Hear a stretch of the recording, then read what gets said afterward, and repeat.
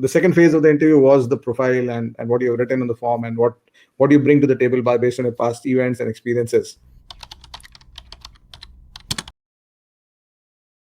Gap in the profile. One academic performance very poor.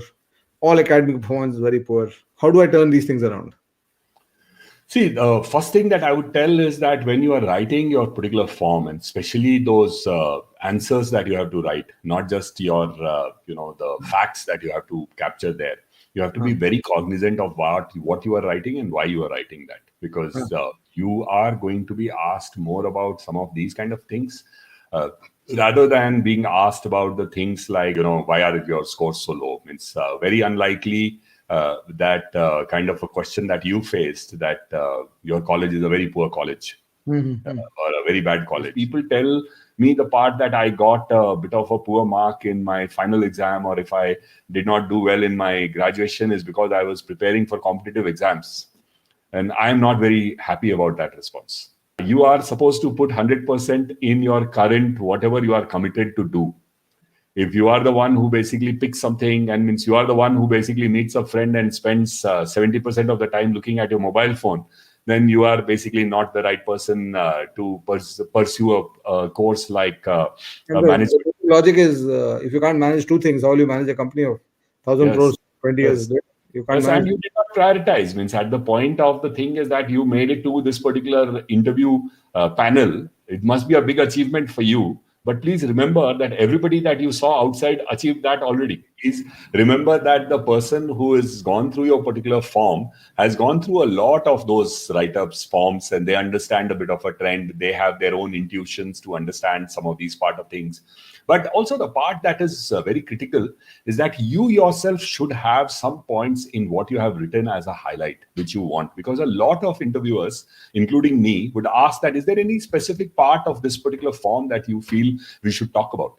I have been surprised more often that they haven't given thought to that particular part. You should have the ability to substantiate that into saying that, why do you want to do management? And again, that I want to be a CEO of a company is not a good answer for that. Give us some interesting examples of people not with the ideal profiles. People give me examples of their own experience of preparation itself as a very good basis to say why they feel that they have transformed from their earlier part of the academic career.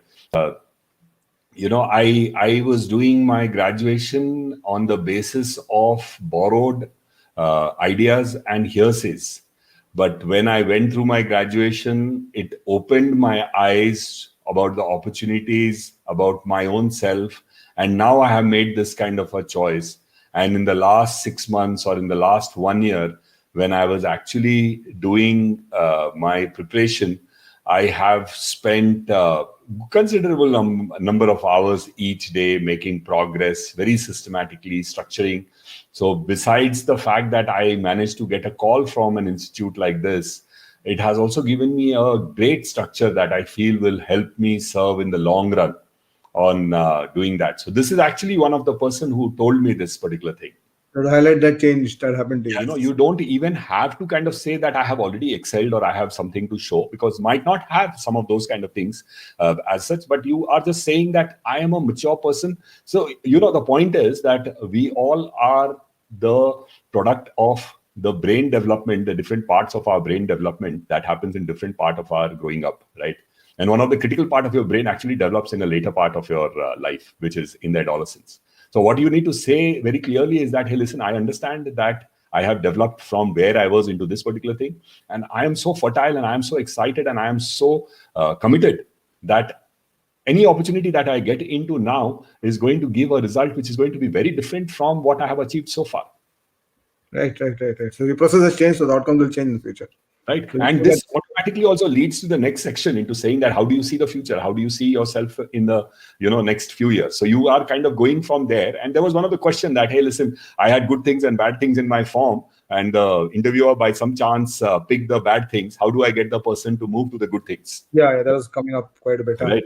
Yeah, so that is going to happen. The point is that, again, there is all types of people. There are some people who love talking about strengths. There are some people who love talking about the weaknesses.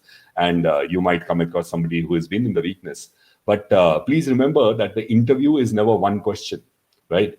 So if you are feeling that there is something which is not going in your direction, or it is not something that is taking you closer to your goal of getting the call actual admission, you want to even sometimes discount and say, well, that is one part of my life I'm not very proud of. I have done a lot of things to improve those that particular gap.